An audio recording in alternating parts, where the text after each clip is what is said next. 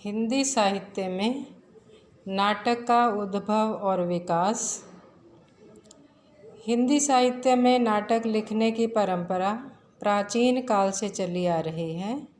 संस्कृत साहित्य में बहुत समय पूर्व कालिदास, भास तथा भवभूति आदि ने अनेक कलापूर्ण नाटकों की रचना की।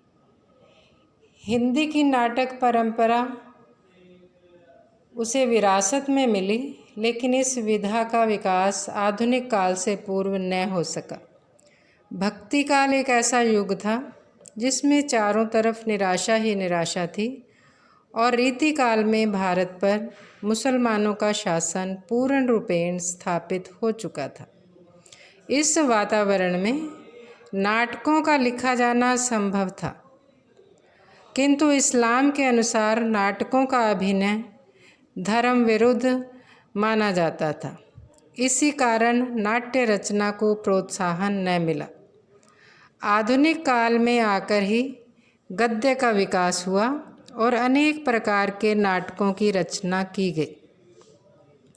डॉक्टर गोविंद राम शर्मा के अनुसार अंग्रेज़ों के शासन की प्रतिष्ठा हो जाने के पश्चात देश में शांति की स्थापना हुई, गद्य का विकास होने लगा, शिक्षा का प्रचार हुआ और लेखकों का ध्यान गद्य के अन्य रूपों के साथ साथ नाटक रचना की ओर भी आकृष्ट हुआ।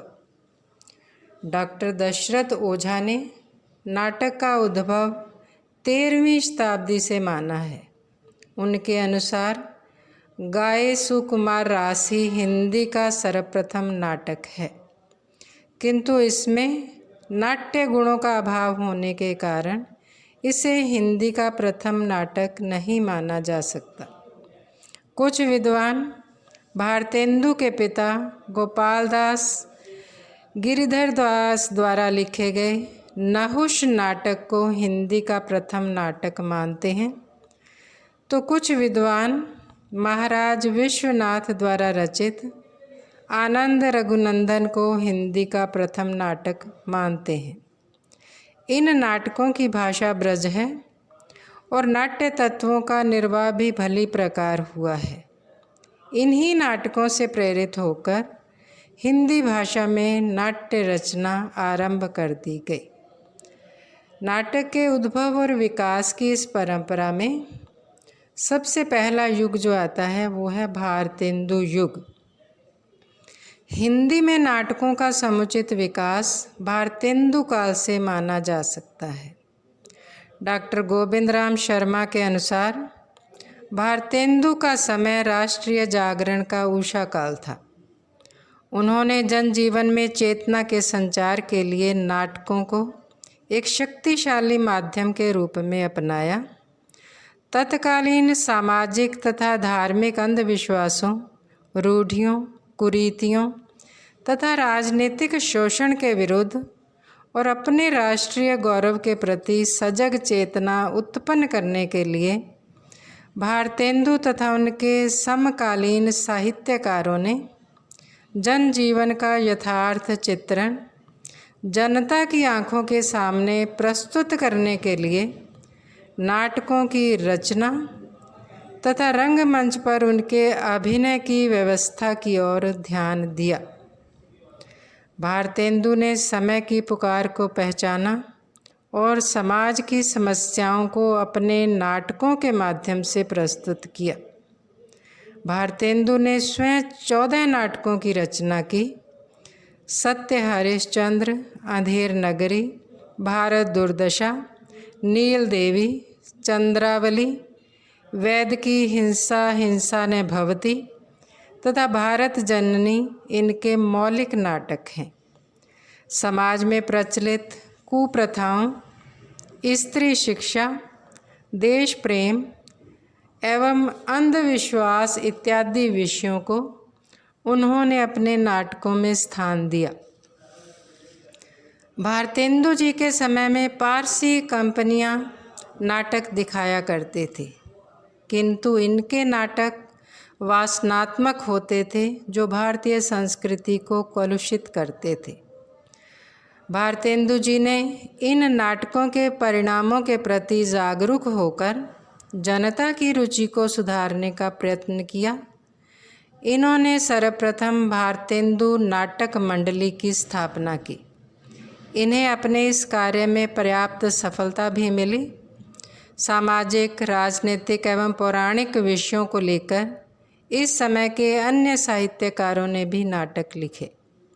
श्री निवास दास का संयोगिता स्वयंवर, रणधीर प्रेम मोहिनी तथा देवकी नंदन खत्री का सीताहरण, रामलीला, कंसवध आदि पौराणिक नाटक सामने आए। काशीनाथ खत्री का सिंधु देश की राजकुमारियाँ ऐतिहासिक नाटक तथा बाल विधवा संताप, विधवा विवाह नामक सामाजिक नाटक भी सामने आए। भारतेंदु काल में अनेक मौलिक नाटकों की रचना हुई, किंतु नाटकों का उत्कृष्ट रूप हमारे सामने नहीं आया। इस काल में नाटकों का अनुवाद कार्य भी हुआ।